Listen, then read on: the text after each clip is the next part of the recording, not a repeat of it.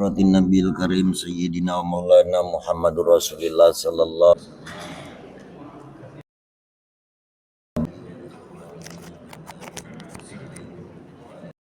wa sahabatihi ajma'in Abi Bakri wa Umar wa Utsman wa Ali wa Khadijatul Kubra wa Aisyah Ridha Sayyidul lillahi wa lahumul Fatihah. A'udzu billahi minasyaitonir rajim. Bismillahirrahmanirrahim. Alhamdulillahi rabbil alamin. Ar-Rahmanir Rahim. Maliki yaumiddin. Iyyaka na'budu wa iyyaka nasta'in. Ihdinas siratal mustaqim. Siratal ladzina an'amta 'alaihim ghairil maghdubi 'alaihim waladdallin. Amin. Alhamdulillahi rabbil alamin wal 'aqibatu lil muttaqin. Wala udwana illa 'alaz zalimin. Asyhadu an la ilaha illallah iyyaka na'budu wa iyyaka nasta'in. Asyhadu anna Muhammadan 'abduhu wa rasuluhu al-mab'usu rahmatan lil alamin. Allahumma salli wa sallim wa barik ala sayyidina Muhammadin khatamil anbiya'i wa imamil muttaqin wa ala alihi wa sahbihi wa man tabi'ahum bi ihsanin ila yaumiddin. Subhanaka la ilma lana illa ma 'allamtana innaka antal alimul hakim. Wa qala aidan wa ma asabaka min hasanatin fa minallah wa ma asabaka min sayyi'atin fa binafsik. Wa qala Rasulullah sallallahu alaihi wasallam wa man lam haqiqatul jasad fal hayatu kal hayawan. Amma ba'd, ya ayyuhal ikhwan al hadirun rahimakumullah, ittaqullaha haqqa tuqatih wa la tamutunna illa wa antum muslimun. Jemaah salat subuh Masjid Izzatul Islam, alhamdulillah kita telah bersama-sama melaksanakan sholat subuh berjemaah mulai dari awal sampai akhir, selesai dengan tidak ada halangan secara fisik. Harapan kita secara kerohanian juga tidak ada halangan, sehingga kita dapat langsung menindaklanjuti taklim subuh pada kesempatan ini. Jemaah sholat subuh yang berbahagia, tentunya sebagaimana biasa kita selaku hamba Allah mengaturkan rasa syukur yang sedalam-dalamnya kepada Sang Pencipta alam, sehingga kita di subuh ini sama-sama dapat berinteraksi, berbuat, beraktivitas disertai dengan kuasa Allah itu sendiri. Kalaupun tidak ada kuasanya Allah itu sendiri, bagaimana kita dapat melangkahkan kaki kita ke masjid? Bagaimanakah kita dapat duduk bersimpu di rumah Allah? Bagaimanakah kita dapat mendengarkan taklim subuh pada kali ini? Ini sekaligus ya, sama-sama dalam arti kata kita rasakan dan sama-sama wajib kita alami. Karena berbentuk apapun di dalam aktivitas dan perbuatan kita keseharian, itu tidak terlepas dari kuasa Allah Subhanahu wa Ta'ala. Cuman jarang kita ngatokeun kuasa Tuhan itu, bener. Oleh karena secara penampaan, secara sosok ada kita, bener. Disinilah ketimpangan gitu yang mungkin telah tersetting dari jauh sebelumnya. Kita tidak pernah rawat hal yang demikian, sehingga kita Apa yang terjadi? Kita selalu berburuk sangka kepada Allah. Melalui kesempatan subuh ini, marilah kita berhusnuzon kepada Allah. Ya. Berbaik sangkolah kita kepada Allah. Kenapa hal demikian kami sampaikan? Karena menurut keterangan hadis baginda Rasulullah sallallahu alaihi wasallam sebagai panutan kita, nabi kita kan, penghulu kita, kata beliau, waman lam ya'lam hakikatul jasad fal hayatu kal hayawan. Ini jelas beliau mengorbitkan dalam satu tagnya. Barang siapa tidak mengerti alias tidak tahu ataupun tidak dipahaminya hakikat kenaknya jasad kita ini. Ya. Ini bahasa Arab jasad. Kalau bahasa kita badan kita ini. Ya. Untuk apa badan kita ini? Raga kita ini untuk apa? Untuk membuktikan kudrat Allah. Ya. Kalau tak ninjuknya fisik, tak ninjuknya badan, mak manalah kita nak bukti kekudratnya Allah. Baca kamu ke masjid tanpa ngajak badan kamu.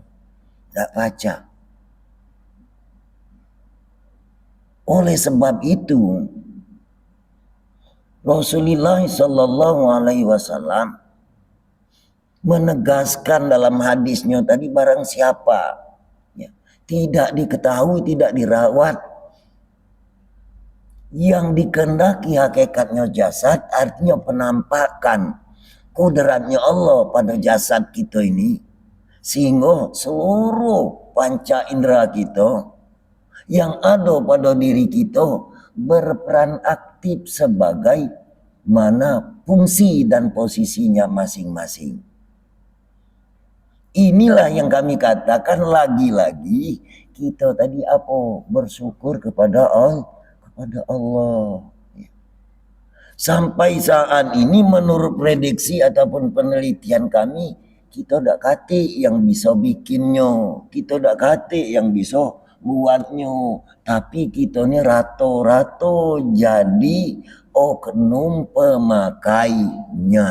Tapi sayang kita tadi selalu berburuk sangka yang bahwasanya yang kesemuanya ini adalah kekuatan kita, kekuasaan kita dan lain sebagainya. Jadi melalui majelis subuh ini, kalau kita tidak ketahui hakikatnya jasad ini, artinya tidak kati apa-apa, Bu ya. Tidak apa-apa. Apalagi kita pada akhir-akhir ini banyak opini yang mungkin nyebak ke kita. Ya, sehingga kita tadi terperdaya, terbuai dengan opini-opini yang mungkin akan menyesatkan. Maka kita kembalilah kepada fitrah kita yang sesungguhnya. Apa fitrah kita yang sesungguhnya? Diri jasmani, diri kasar, di jasad badan kita ini dak kati daya, dak kati upaya. Ya. Coba kamu renung, dak kati daya, dak kati upaya. Kira-kira kita beli salah satu kendaraan, buka bungkus. Ya. Apa wae, apa mobil ke, apa motor. Kalau tidak digerak ke oleh yang pemiliknya bisa bergerak tak? Ini perumpamaan lah lawalan. Kalau tidak digerak oleh pemiliknya, tidak bergerak.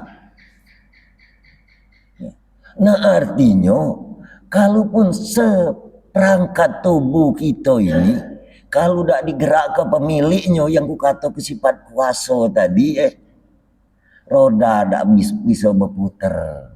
Kaki misalnya tadi, setang tidak bisa belok kiri kanan, kepala tidak cak noleh kiri kanan. Sudah itu apalagi kita nak maju. Suaranya pun tak katik, tenaganya juga tak katik. Inilah yang kami katakan waman lam ya'lam hakikatul jasad. Kalau tidak kita ketahui apa sanksi dari baginda Rasulullah sallallahu alaihi wasallam, bal hayat kal hayawan. Maka hidup kita ini sama hal dengan hewan. Hewan mah itu juga. Makannya sama pecah kita. Bahkan laki bebini juga dia cuman kadang tak punya rumah baik. Dibuat oleh tuannya. Nah kita ada kalau Pak Bu sekalian. Yang pertama yang tak kalah pentingnya, malu kepada diri kita sendiri, ada malu kepada Allah. Nah malu kepada Allah, kita hendaklah jangan berburuk sangka. Bagaimana cara jangan berburuk sangka kepada diri kita dan kepada orang lain? Nah artinya orang lain dan diri kita tadi sama digerakkan oleh Allah. Ya.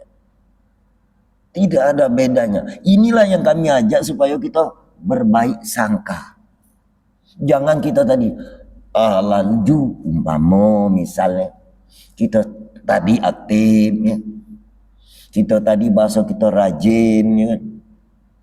Kadang muncul kadang tidak, lalu kita berburuk sangka. Salah kita. Salah. Kita tidak usah ngerawat diri kesalahan kita dulu. Kita menilai, memponis itu salahnya kita. Makanya kita berbaik sangka.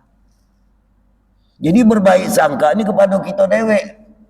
Pada awalnya menurut Rasulullah SAW, ibda'u binafsika, mulai dari diri kita masing-masing dulu. Lah kalau diri kita masing-masing tertata, diri kita dalam arti kata terakomodir sebagai tolak ukur, maka Nabi kita Muhammad SAW ibda binafsi, mulai dari diri kita masing-masing. Jadi langkah ini kami angkat dari firman Allah Subhanahu wa taala.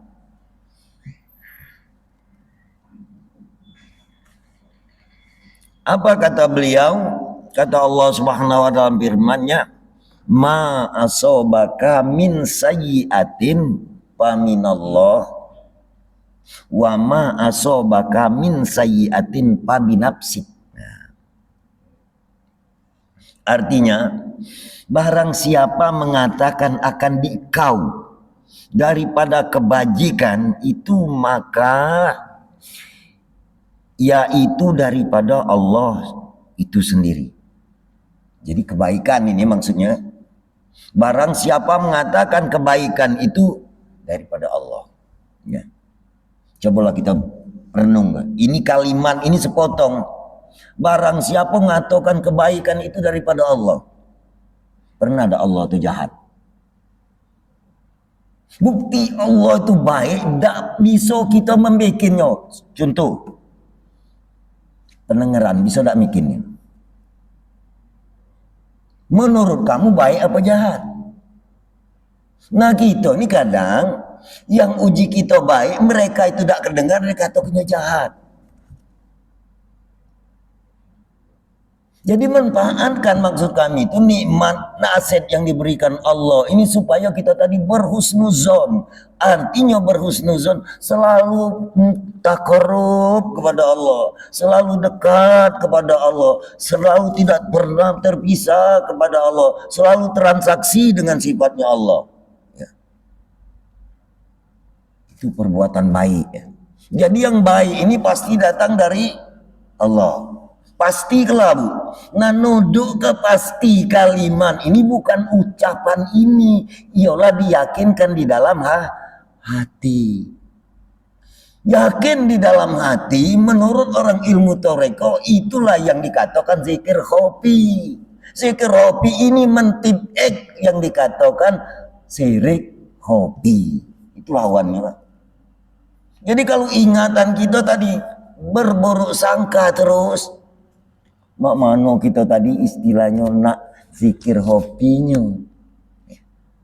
Apalagi kita lah telontar dengan ucapan, dengan tindakan.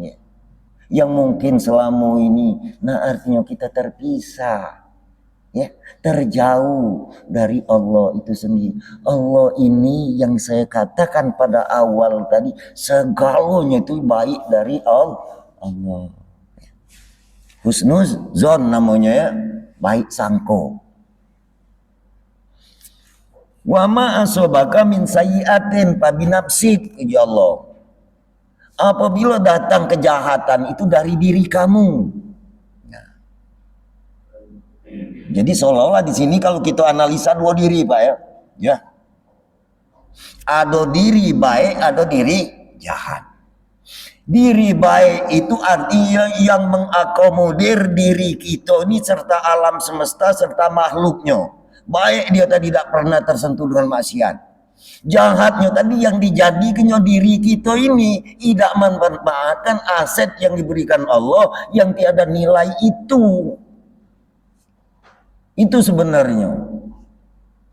Nah sehingga kita tadi saling tuding, sudah itu saling salah ke berebut apa? Nak bener gitu. Jadi diri yang benar itu boleh kami lontarkan pertanyaan kepada bapak-bapak ataupun ibu-ibu. Sudah pernah merasakan diri yang benar itu atau belum? Kebenaran Allah itu pernah lu terasa? Tidak dalam-dalam tidak pertanyaan itu. Pernah lu terasa? Kalau aku lana habis tuh serang we. Kapan lan 65 kepala 5 ke pucuk tuh hati-hatilah gitu. Tuh serang we. Dak kati yang punya target 80-an main hari. Mula 80-an itu kadang lang ringam dulu. Mana yang baik-baik ini? Kalau sekarang kutunjuk ke Bu ya. Ngomong baik tak? Baik. Tak pacak muatnya suara. Tapi seluruh makhluk manusia, entah lanang, entah betino, entah kaum bapak, entah kaum ibu, entah anak-anak, entah dewasa, sama baik. Ya. Dengar baik tak? Baik. Datangnya tadi yang kami maksudnya tuh. Bukan kamu dengar ini, kamu dengar, nah inilah yang diri kita. Yang muat pendengaran ini baik tak? Baik. Makanya kapan kita dengar, ingatlah kepada yang muat pendengaran. Kapan kita nyingok, ingatlah kepada yang nyingok ke kita. Pernah tak terpisah mungkin? Ini yang kami katakan husnuzon, berbaik sangka kepada Allah. Ini nak dilazim ke, bukannya cerita baik. Makanya majelis kerohanian ini bukan sekedar opini-opini menghibur-menghibur, baik bukan. Ini kepentingan kepribadian kita masing-masing tatkala kita beradaptasi kepada Sang Khalik Allah pada saatnya kagi. Sebab sanksinya Allah al-yauma nahtimu ala afwahihim wa tukallimuna aydihim wa tasarju al-julumi makanu yaksibun. Percaya tak kamu? Jangan percaya kena aku, yang maco ke Quran itu nah. Pada satu ketika, pada satu hari mulut kamu kagilah terkunci lah terpatri. Apa yang nak dijawab ke, apa yang nak diberita ke, apa yang nak tidak baca lagi. Walhasil singkat cerita, seluruh anggota fisik tubuh kita ini berbicara pada saatnya nanti. Kalau dia tadi benar ya benar, kalau dia tadi salah ya salah. Inilah peran yang dikatakan malaikat karoman katibin. Uji kita malaikat. Padahal di kita inilah kita catat, kita hitung seluruh perbuatan kita yang lalu. Nah artinya kapan kita catat, kita hitung, kita tahu banyak jahat, apa banyak baik. Banyak berburuk sangka, apa banyak berbaik sangka. Kalau cerita umum kapan berbaik sangka, berburuk sangka itu kepada sesuatu.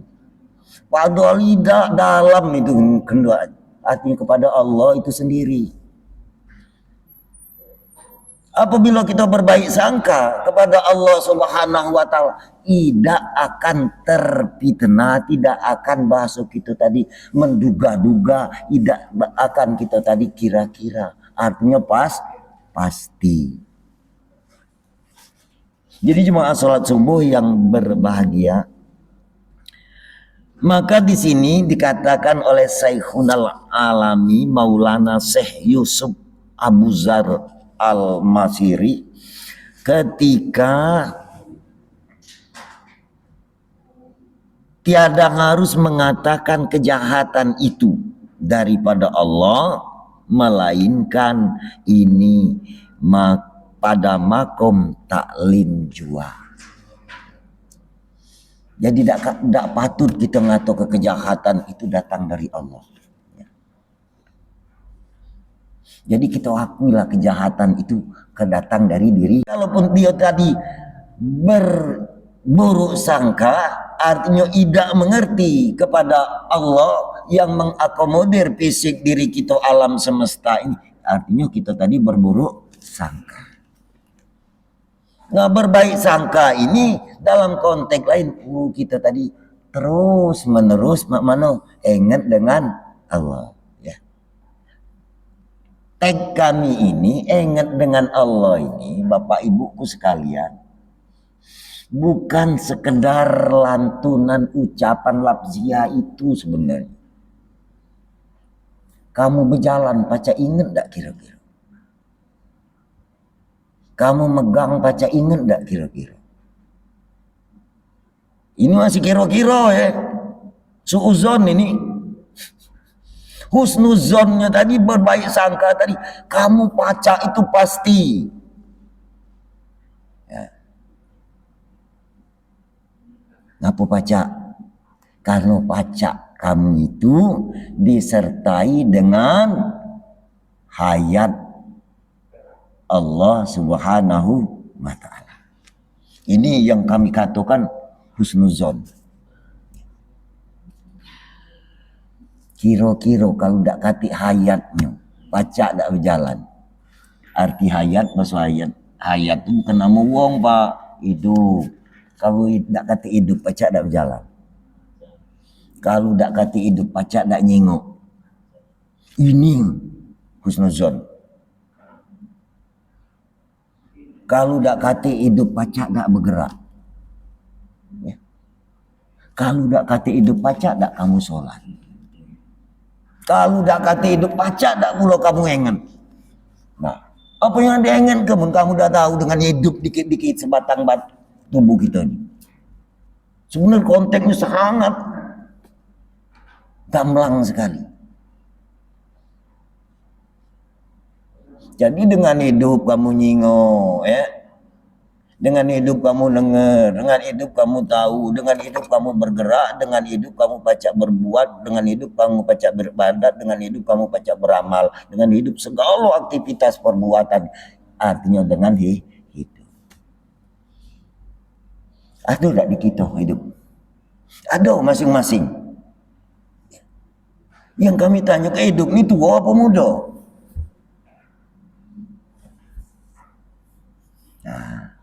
Kalau dia ada yang di diri kita ada tua ada muda, nah inilah kejahatan kita. Hidup itu tidak tua tidak muda. Dari dulu lah ada sampai saat ini, bahkan kita dah kati juga dia masih ada.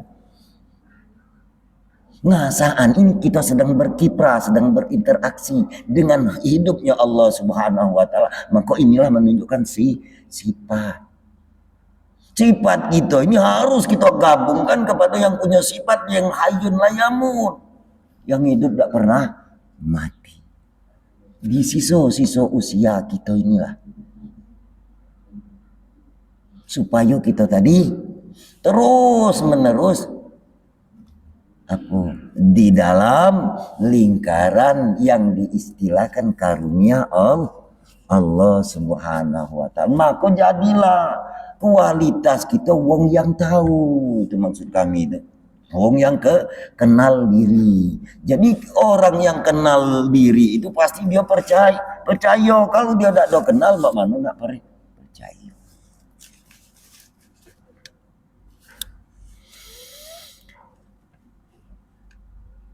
Kata Sayyidina Syekh di dalam Sarah Arba'in ya,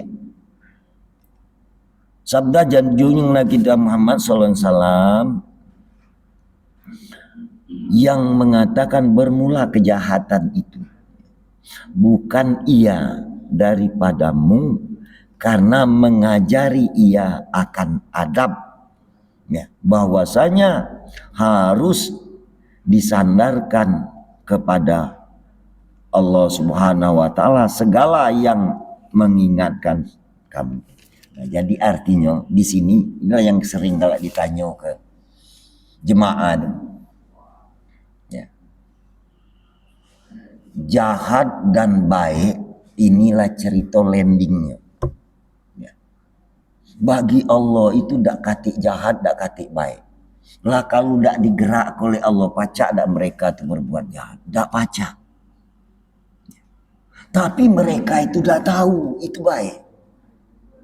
Kumek contoh, kawanku di samping ini galak ngechat mobil, ya, benar kan? Sebelum dichat ke di mobil tadi, salah dah dia. Masih tetap dichat, tapi kalau di mobil chat mobil namanya. Itu perumpamaan.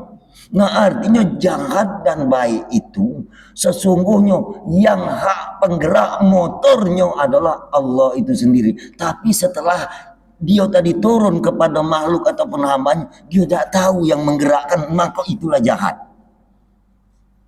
Ya, awas ini agak-agak luas ini cara kita berpikir terus terang ya.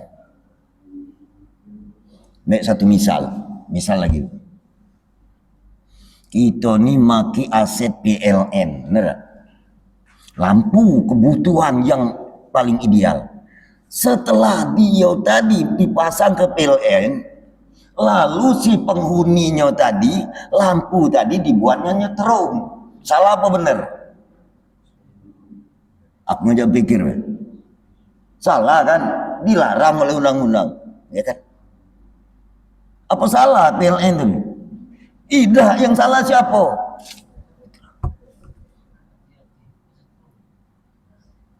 Itu maksud kami, itu cara kita berpikir.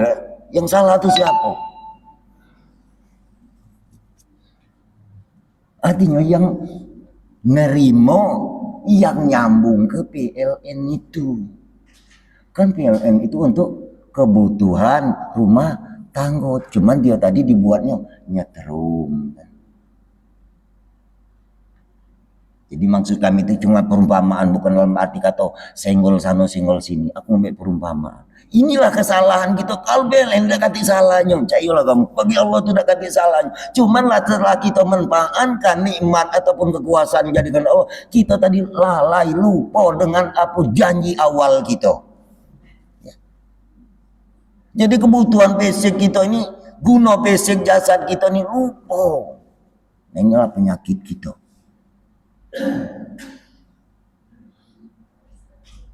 Jadi ku ulangi sekali lagi, jangan kita sampai terblinger. Jahat dan baik uji kita saat ini. Ya. Ini terbit dari Allah kalau. Jangan kamu maksud kami itu ragu-ragu, tanya ke mak mana terbit pada Allah. Mak mana? Ya.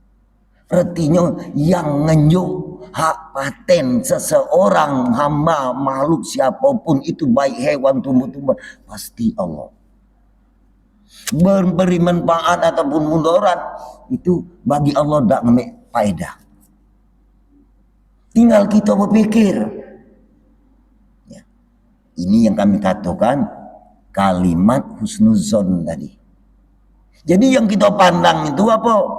Yang kita pandang itu yang menggerakkan itu. Jadi kamu tahu yang menggerakkan itu. Di sekujur tubuh kita juga tahu artinya. Makanya kata baginda Rasulullah sallallahu alaihi wasallam, apa la tataharraku illa biiznillah. Tidak bergerak satu zura pun kalau tidak izin Allah Subhanahu wa taala. Jadi ini jadikan dokumen kepada kita, Bu, Pak. Sebab kalimat ini segala aktivitas perbuatan ibadah mahdo ataupun ghairul mahdo tidak terlepas. Nah, sehingga kita tadi jadi tercatatlah kepada orang yang beradab kepada Allah. Punya tata krama bahasa kita. Maka jadilah kita tadi orang yang senantiasa dikasihi dan dicintai. Ya. Kemudian lagi ini kata Syekh Abdul Wahab Sya'roni Qaddasahullah sirrohu di dalam kitabnya Waidul radhiyallahu an, ada pertanyaan salah satu muridnya menyikapi tentang hadis yang saya katakan waman la ya'lam haqiqatul jasad bahwal hayatukal hayawan. Seorang muridnya bertanya, sebenar-benarnya wahai Syekh, apa itu hakikat yang mengatakan oleh Imam Sya'roni? Maka dijawabnya oleh Imam Sya'roni radhiyallahu anhu, bermula hakikat itu yang memberikan kamu keinginan. Ya. Baca kita buat keinginan. Keinginan nak makan. Keinginan nak berjalan. Jadi yang membuat keinginan awal itu, nah inilah yang dikatakan sumber hakikatnya. Kita ini lupa dengan keinginan. Oleh karena olah maki kalau ini kan. Nah kadang sebahagian, sudahlah nyerita kenyang mak itu rurunya ngado. Tunggu. Sebab yang ini tinggal kalau gitu Pak. Yang ado-ado ini tinggal kalau. Cayulah kamu.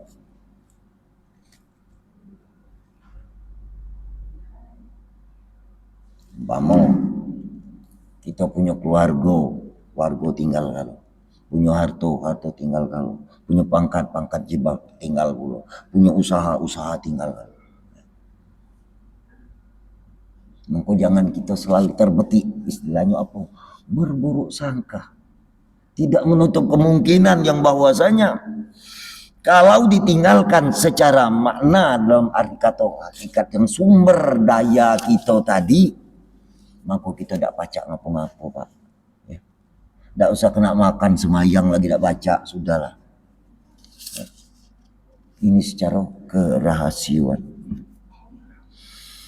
Jadi ke semua sesuatu itu kita selalu bersandar ya, selalu menyerahkan diri secara totalitas. La tataharukul jasad illa birru, la tataharukul ilah billah. Tidak bergerak jasad kita ini Pak, kalau tidak ada hidup kita ini bukan milik kita. Ini pinjaman Allah saat ini. Sesungguhnya kalau kamu ngerti pinjaman Allah, ngapa dipinjamkan Allah? Allah itu sayang dengan kita. Sebenarnya. Cuman oleh karena kita udah ngerti pinjaman oleh Allah ini kadang didatangannya pula artinya apa? Tantangan, alarm dan lain sebagainya. Karena kita nih secara manusiawi punya jasad, kemudian punya roh. Jasad kita ini kadang mohon maaf ngalami tidak sehat alias sakit. Ruh kita juga kadang mengalami tidak sehat, kadang sakit. Hati-hati ini. Maka pesan Nabi kuludain dawaun, setiap penyakit pasti ada obat. Pernah kita alami sendiri itu serang kadang sakit hati melok badan, sakit badan kadang hati juga melok sakit. Ini kalau orang yang saling yang berjalan dipisahkannya, biarlah badan tidak sehat tapi hatinya tetap seger. Jangan sampai terbawa-bawa. Kita ini sehat kalau Pak, sehat ya. Bapak ada demam ataupun sakit, bawalah ke dokter. Ataupun ke rumah sakit, datang ke rumah sakit, kamu sehat, kapan diperiksa, cek darah, bapak gula darah, bapak ini, banyak nian kamu, bingung gitu, kalau kebanyak penyakit, lah mati ketakutan, bukan tidak baca langsung mati, kalau dia darah tinggi. Nah kalau begitu bersandar kepada Allah, kuludain lawan, setiap penyakit pasti ada obat. Mana cara kita obat kita tadi adalah zikrullah, ingat kepada Allah. Wasakilatan, la ilaha illallah. Artinya obat hati juga ingat kepada Allah. Di mana? Terus menerus dengan hayat alias hidup itu.